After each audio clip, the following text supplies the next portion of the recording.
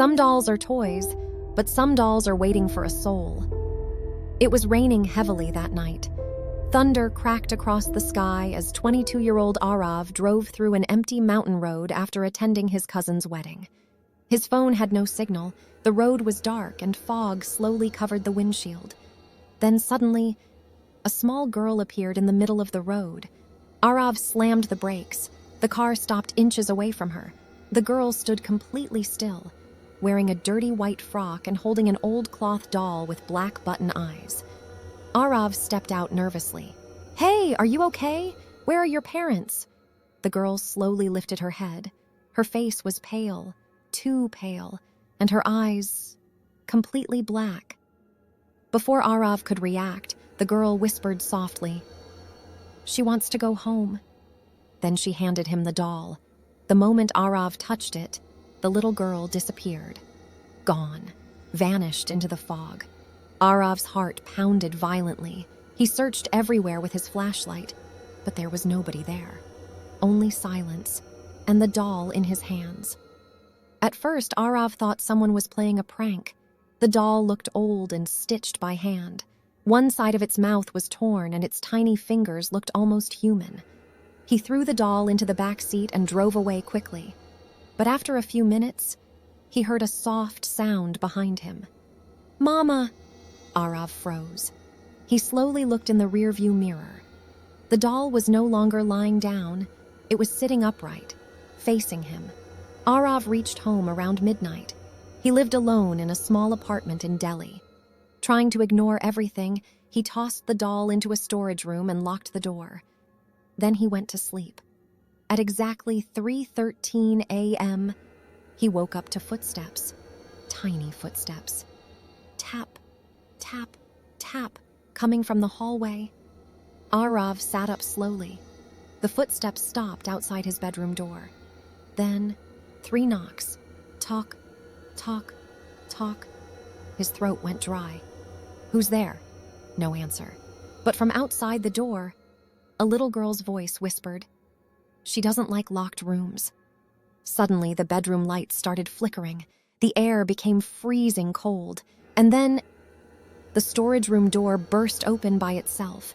Aarav heard something dragging across the floor. Slowly, closer, closer, closer. He grabbed a cricket bat and opened his bedroom door.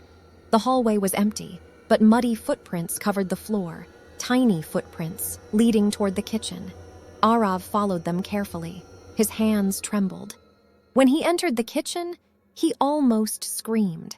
The doll was sitting on the dining table, and written on the wall behind it, with something dark red, were the words, "Find my mother."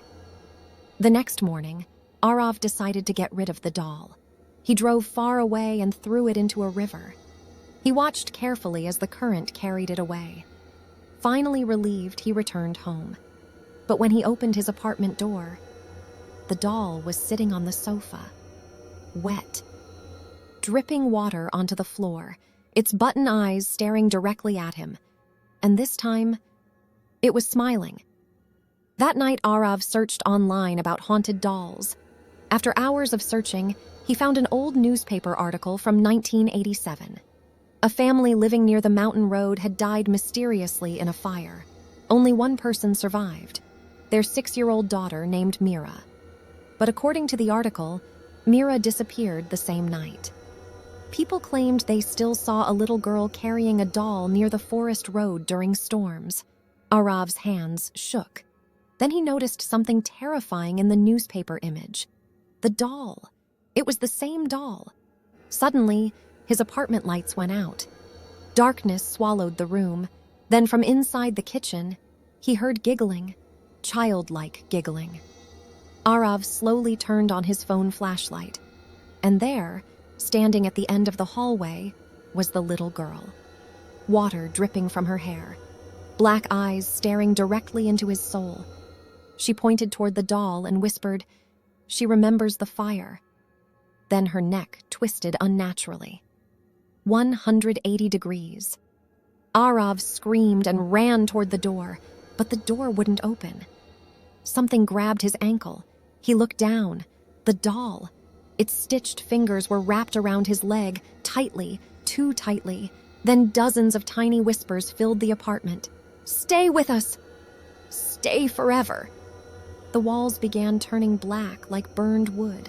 Smoke filled the room. Aarav suddenly realized he wasn't inside his apartment anymore. He was inside the burned house from 1987. Flames surrounded him. The little girl stood in the center of the fire holding the doll, crying. "Mommy left me." Tears of blood rolled down her cheeks. "She locked me inside." The doll slowly turned its head toward Aarav, and in a deep, broken voice it said, "Now you stay." The next morning, neighbors reported Aarav missing. Police found his apartment empty. No signs of struggle, no body, nothing. Only one strange thing remained: an old, wet doll sitting quietly on the sofa. And according to the police report, sometimes late at night, people passing the apartment hear two voices inside: a grown man crying and a little girl laughing. If you ever see a lonely child holding a doll on an empty road at night, never take the doll.